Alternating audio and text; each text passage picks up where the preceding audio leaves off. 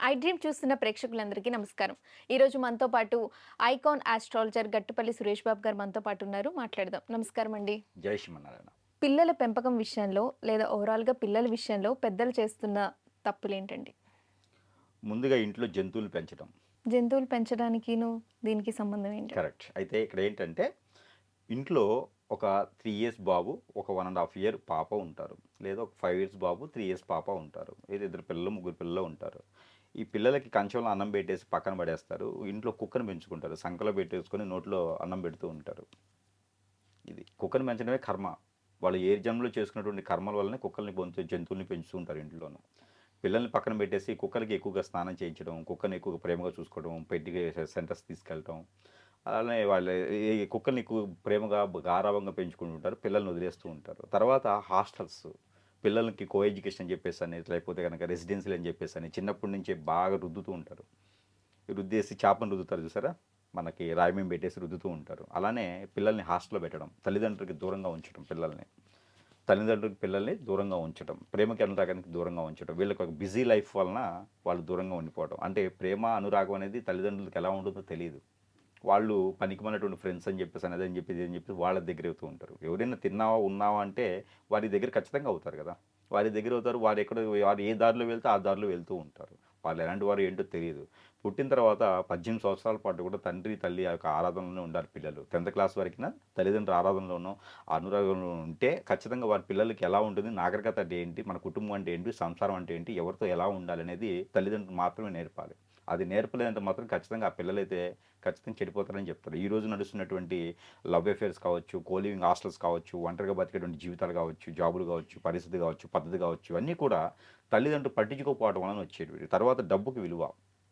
పిల్లల కన్నా కూడా డబ్బుకు విలువ ఇవ్వట్లేదు ఎవరును.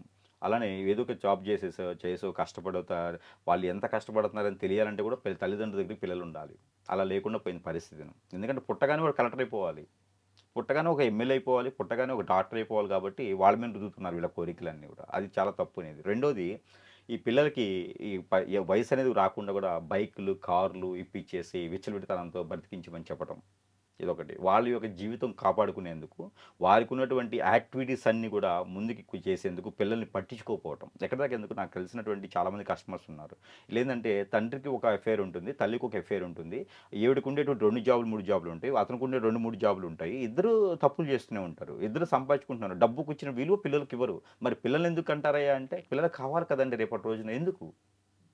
ఆ పిల్లలు ఎక్కడున్నారా అంటే, మంచి మేధాశక్తులు ఉన్నటువంటి మంచి మేధాశక్తి పిల్లలకిను. ఇద్దరు పిల్లలు, ఇద్దరికి మంచి మేధావి అనమాట. హైపర్ మైండ్ అంటారు. అలాంటి మైండ్ ఉన్నటువంటి పిల్లలు ఏదైనా సరే వారికి నేర్పితే ఖచ్చితంగా నేర్చుకొని దేశానికి ఏదో ఒకటి చేసేటువంటి అబ్దుల్ కలాం లాగా అయ్యేటువంటి పిల్లలు.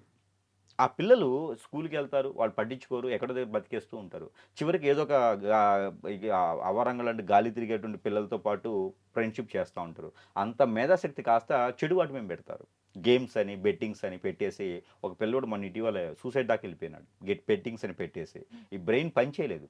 గేమ్స్ ఆడు ఆన్‌లైన్‌లో బ్రెయిన్ పని చేయల. ఎవరేం చేస్తారు? తల్లిదండ్రులు అప్పటిదాకా పట్టించుకోరు. అప్పుడు కూర్చొని హాస్పిటల్‌లో ఏడుస్తుంటే ఉపయోగం ఏముంది? ఇలాగ చూపించడానికి ఎన్నో సినిమాలు రిలీజ్ అవుతా ఉన్నాయి. ఎన్నో దాంట్లో చూస్తా ఉన్నారు. ఆ 2 గంటలు మాత్రం సినిమా హాల్‌లో చూస్తా ఉంటారు. ఎక్కడైనా ఉపన్యాసంగా చేసినప్పుడు, ఏదైనా పురాణాలు, ఇతిహాసాలు చేసినప్పుడు చూస్తారు. ఆ కాసేపు మాత్రమే. వీడేం చేయాలో ఇది చేస్తా ఉంటారు. ఎప్పుడైనా సరే ఒకటి గుర్తుపెట్టుకోండి. తల్లి, తండ్రి అనేటువంటి వారు సంపాదన కోసమో, వ్యాపారం కోసమో, బిజీ లైఫ్‌లోనో, అనుభవించునో చేస్తున్నప్పుడు పిల్లలకి ఒక సమయం అనేది ఖచ్చితంగా ఇవ్వాలండి. ఆ పిల్లలకి సమయం ఇచ్చి వారి మనసేంది, మైండ్ ఏంటి తెలుసుకోవాలి. అలా లేకపోతే మాత్రం ఖచ్చితంగా పిల్లలకి వీరు చేసిన తప్పే అనుకోవాలి. లేకపోతే రేపటి రోజున భార్యని వదిలిపెడతారు, భర్తను వదిలిపెడతారు, ఇంకా ఏదైనా చేస్తూ ఉంటారు. ఇవాళన్నీ మర్డర్‌లు జరుగుతా ఉన్నాయి. లవ్ జిహాద్ జరుగుతా ఉంది. ప్రపంచం ఇంత నాశనం అయిపోతుందంటే కారణం ఏంటి? తల్లిదండ్రులు సరిగ్గా పట్టించుకున్నటువంటి పిల్లలే కదా! మొత్తం యువతే కదా ఉన్నది. ఈరోజు యువత రేపు పౌరులు కదండీ! ఈరోజు యువత ఇలా అయిపోతున్నప్పుడు ఇంకేంటి బానిసైపోతున్నారు. మత్తు పదార్థాలకు బానిసైపోతున్నారు ఈ రోజుల్లో. వాడు ఈజీ మనీ అయితుందండి ఈ రోజున. ఏదో ఒక వ్యాపారం చేసుకొని రూ. 2000 సంపాదించుకుంటున్నారు డైలీను. ఆ రూ. 2000 చూసుకొని ఎవరో ఒకళ్ళు తగలేస్తా ఉన్నాడు. బార్‌లోనో, పబ్‌లోనో అక్కడో ఇక్కడో తగలేస్తూ ఉన్నారు. ఇవన్నీ కూడా తల్లిదండ్రులు పట్టించుకోకపోవడం కదా! కోలివింగ్ హాస్టల్స్ ఎన్నున్నాయండి ఈ రోజుల్లోను. అవును. ఒకప్పుడు ఉండాలి అంటే అయిన వాళ్ళలోనో, ఉన్న వాళ్ళలోనో, తెలిసిన వాళ్ళలోనో ఉంచేవారు. ఒక ఆడపిల్ల బయటికెళ్తుందంటే చిన్న పిల్లోడిని ఇచ్చి పంపించేవారు. ఈ రోజుల్లో ఎక్కడుంది నాగరికత అది? కదా! ఫ్రీడమ్ పెరిగిపోయింది. ఫ్రీడమ్ అది కాదండి. ఇక్కడ ఫ్రీడమ్ కాదు. ఇక్కడ గోల్డ్ రాపు, సన్ రాపు అన్నీ పెరిగిపోయినాయి. ఒక ఫ్రీడమే కాదు. అన్ని ఆయిల్స్ పెరిగిపోయినాయి. కాబట్టి ఇక్కడ ఏంటంటే మ్యాక్సిమము తల్లి తండ్రి వారంలో ఒక రోజైనా సరే పిల్లలకి ఫ్రీడమ్ ఇవ్వాలి. ఎక్కడో వారానికి చేపల పులుసును బొచ్చి చేపలు లేకపోతే కూరమేల చేపలు తీసుకుపోయి ఇస్తే అయిపోతుందా అండి? కాదు కదా. వాళ్ళకి కావాల్సినటువంటి సమకూరుస్తున్నారు. వాళ్ళు కష్టపడాలి కదా. కష్టం ఎప్పుడు పడతారు? దేశానికి బాంబు ఏంటరా అని చెప్తున్నారు తప్పితే దేశంలో కాపాడాలరా బాబు అని చెప్పట్లేదు ఎవరును. తర్వాత అండి మేజర్గా పెళ్లి విషయం అండి. తల్లిదండ్రులు తప్పు చేసేది పెళ్లి విషయం. ఎక్కడ అంటే ఇంత వయసు వచ్చింది, మా అబ్బాయికి ₹1,00,000 శాలరీ వస్తుంది అంటే మాకు 5 కోట్లు కట్నం ఇచ్చేవాళ్ళు కావాలి, లేదా 10 కోట్లు కట్నం ఇచ్చేవాళ్ళు కావాలి, మా ఆస్తులు 50 కోట్లు ఉంది, 100 కోట్ల ఆస్తు కల్లోళ్ళు కావాలి అని చెప్పేసి అని ఈ పిల్లల్ని నాశనం చేయడానికి పూనుకోవటం. అలానే అమ్మాయి ఉంటే మా అమ్మాయి బీటెక్ చదివి 3 సార్లు బీటెక్ చదివేసి మా అమ్మాయి 2 సార్లు లేచిపోయి వచ్చేసిందండి. మా అమ్మాయికి చాలా అనుభవం ఉంటుంది, ఖచ్చితంగా ఈ ఎన్ఆర్ఐ ఉండాలి, ఆ అబ్బాయికి 3 పెళ్ళైన పర్ల గ్రీన్ కార్డు హోల్డర్ అయితేనే మేము అమ్మాయిని ఇస్తాము. డిమాండ్ అనమాట. గ్రీన్ కార్డు హోల్డర్కి మా అమ్మాయిని ఇస్తాము. వాళ్ళకి గొంతెమ్మ కోరికలు అంటారు. ఈ గొంతెమ్మ కోరికల వల్ల పిల్లల జీవితం మొదటి అధ్యాయం నాశనం చేశారు.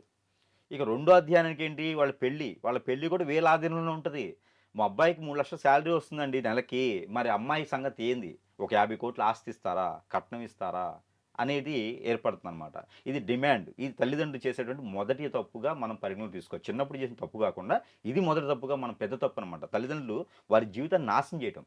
ఇక్కడ పోతే కంపాటబిలిటీ ఉండదు. భార్యాభర్తల మధ్యన కొట్టుకుంటూ ఉంటారు. ఇకపోతే వారికి ఒక అఫేర్, వీడికి ఒక అఫేర్ ఉంటుంది. ఇక ఎక్కడ జీవితం ఉంటుంది? ఇది ఎవరు చేస్తున్నారు తప్పులన్నీ? సరైన సమయాన్ని పెళ్ళిళ్ళు చేయరు. ఈ రోజులు ఎప్పుడు చేస్తున్నారండి పెళ్ళిళ్ళు? ఎన్ని సంవత్సరాలు చేస్తున్నారు? 30 ఏళ్ళు వస్తుంది. పెళ్ళి అవుతుందా? చేసుకుంటున్నారా? లేదు. అప్పుడు కూడా చేసుకోవట్లేదు. ఎవరు తప్పు ఉంది ఇదంతా? ఇప్పుడు ఒక కూతురు ఉంది, ఒక కొడుకున్నారంటే, ఒక వయసు వచ్చిందంటే ఏదో ఒక అమ్మాయి కంపాటబిలిటీ కుదిరేసి మన జాతకంలో కుదిరేసి ఆ ఇంట్లో అంతా సర్దుకుపోయే అమ్మాయి, మిడిల్ క్లాస్ అమ్మాయో తక్కువ క్లాస్ అమ్మాయిని చేసుకుంటే బాగుంటుంది. అలాంటి అబ్బాయిని చేసుకుంటే వీళ్ళ అత్తమామను కూడా తల్లిదండ్రులు చూసుకుంటారు. డబ్బులు ఉన్నాయి, ఇద్దరు సంపాదించుకుంటున్నారు అంటే బెంగళూరులో ఒకరు, అమెరికాలో ఒకరు ఉంటే ఉపయోగం ఏంది? ఆన్లైన్లో సంసారం చేసుకుంటారు వీరిద్దరు. ఇదంతా తల్లిదండ్రులు చేసేటువంటి ఉపన్యాసమే కదా. దానివలన సంసారాలు పాడవుతున్నాయి. మళ్ళీ వీళ్ళు ఉపన్యాసం చేస్తారు. మళ్ళీ మీడియా ముందుకు వచ్చి అక్కడ వచ్చి ఇక్కడ వచ్చి ఉపన్యాసాలు, పురాణాలు, ఇతిహాసాలు చెప్తూ ఉంటారు. అలా ఉండకూడదండి, ఇలా ఉండాలి, అది చేయకూడదండి, ఇది తప్పండి, ఆ అబ్బాయి శిక్ష వేయండి అని చెప్తారు. ఆ శిక్ష వేయడానికి కారణం వీళ్ళకి ఇవ్వాలి కదా. ముందు అబ్బాయి తప్పు చేస్తున్నాడు, అమ్మాయి తప్పు చేస్తున్నాడు అంటే తల్లిదండ్రులు శిక్ష వేయాలి కదా. అమ్మాయిని పట్టించుకుంటే శిక్ష ఉండదు కదా. 22 సంవత్సరాల అమ్మాయిని నువ్వు పెళ్లి చేయకుండా ఇంకా కూర్చోబెట్టుకుంటే అమ్మాయి ఎందుకు ఉంటుందండి? అమ్మాయి చేసి తప్పు ఎక్కడ ఉంది? నాకు కోటీశ్వరుడు కావాలి అల్లుడు, మమ్మల్ని టుంగుటూయాలు ఊపాలి అని చెప్పేసి అంటే అల్లుడు ఉండడు కదా. అంటే స్థాయికి తగ్గట్టు ఆలోచించరండి. వీడి ఇంటి మీద తాటాకు ఉండదు, కానీ వచ్చే అల్లుడు మాత్రం టుంగుటూయాలు ఊపాలి అత్తమామని. ఒక కూతురు ఇంట్లో పుట్టిందంటే వీళ్ళందరికీ సాకారంగా చేయాలంటే ఎక్కడికి వెళ్ళి అవుతుందండి? ఒక కొడుకు ఇంట్లో పుట్టాడంటే మొత్తం వంశాన్ని కాపాడేసి ఆ ఆస్తులకి ఇంక ఎమ్మెల్యే అయిపోవాలంటే ఎక్కడికి అవుతాడు? దానికి తగ్గట్టుగా వెళ్ళాలి మనం. ముందు పేరెంట్స్కి చాలా తప్పులు ఉన్నాయండి. ఎక్స్పెక్టేషన్స్ ఎక్కువ పెట్టుకుంటున్నారు అంటున్నారు పిల్లల మీద. గొంతెమ్మ కోరికలు చాలా అండి. 1, 2 కాదు. పెళ్ళి ఇప్పుడు రెండో పెళ్లి చేయాలంటే ఒకప్పుడు ఆలోచించే పొరుగు పోద్దేమో, విడాకులు తీసుకుంటే ఎట్లా అమ్మా అని బతిలాడేవారు. ఈ రోజులో కొట్టాడా? అసలు నువ్వు విడాకులు ఇవ్వకుండా ఉన్నావు ఎంతసేపు? రా, నువ్వు అయితే ముందు రా, లాయర్ని మాట్లాడి విడాకులు ఇప్పిద్దాం, ₹1,00,00,000 పెడదాం. వాళ్ళని బతిలాడి సంసారం చేపిద్దాం లేరు ఈ రోజుల్లో ఎవరును. ఇలాంటివన్నీ కూడా తల్లిదండ్రులు మార్చుకోవాలి ముందు. తల్లిదండ్రులు మారనంత వరకు కూడా ఈ వ్యవస్థ మారదు. అప్పుడు పిల్లలు నాశనం అవుతూనే ఉంటారు. పిల్లలు నాశనం అవడానికి కారణం ఖచ్చితంగా తల్లిదండ్రులే అని చెప్పొచ్చు. పెద్దవాళ్ళే. వాళ్ళు మారితే తల్లిదండ్రులు గది మాట్లాడి చేస్తే ఇలానే చేయాలంటే ఖచ్చితంగా పిల్లలు చేస్తారు. వాళ్ళ మీద గౌరవంతోనో, భయంతోనో లేనిపోయిన ఆశలు కల్పిస్తారు పిల్లలకిను. అలాంటి ఆశలు కల్పించడం వల్ల లేనిపోయినటువంటి అపోహలకు పోయేసి బలైతూ ఉన్నారు. ఈరోజు వ్యవస్థ మొత్తం ఇలానే మారిపోతుంది. కాబట్టి మేము కూడా ఒక మంచి సబ్జెక్టు, మంచి నినాదానికి ప్రభుత్వానికి కూడా తెలియజేసేలాగా వస్తున్నాము. కాబట్టి ఇలాంటి బాల్య వివాహాలకి వస్తున్నాం. కాబట్టి ఇక్కడ ఏదైతే తల్లిదండ్రులు ఉన్నారో వారికి మాత్రము పిల్లలు తప్పు చేశారంటే పిల్లలకు శిక్ష వేయకూడదండి. ప్రభుత్వాలు కూడా మారి కొత్త జీవో వచ్చి తల్లిదండ్రులు కూడా శిక్ష వేయాలని చెప్తే అప్పుడు వ్యవస్థ మొత్తం సకాలంగా మారుతుంది. పిల్లలు బిహేవియర్ విషయంలో తల్లిదండ్రులు తప్పులేంటనేది వివరించినందుకు ధన్యవాదాలు. And for more videos, Please subscribe to iDream channel. Subscribe to iDream Media. Please subscribe to iDream. Please subscribe to iDream. Please subscribe iDream. And please subscribe to iDream. For more videos, subscribe to iDream. please like, share and subscribe to the channel. Congratulations, iDream. Subscribe to iDream. Subscribe to iDream. So subscribe to iDream Media. iDream ki iDream team andarki huge congratulations. Please subscribe iDream Media. Please subscribe to iDream. Subscribe iDream. Please subscribe to iDream. iDream అంటే నా కళల channel subscribe చేసుకున్న నోరు తిరుగుతలేదు. మీరైతే గంట గుర్తు కొట్టండి. For more such videos, please subscribe to iDream. Subscribe to iDream. Please subscribe to iDream. Please subscribe iDream Media. Please do subscribe to iDream. Please subscribe to iDream Media. For best entertainment and information, please subscribe iDream. And don't forget to subscribe to iDream.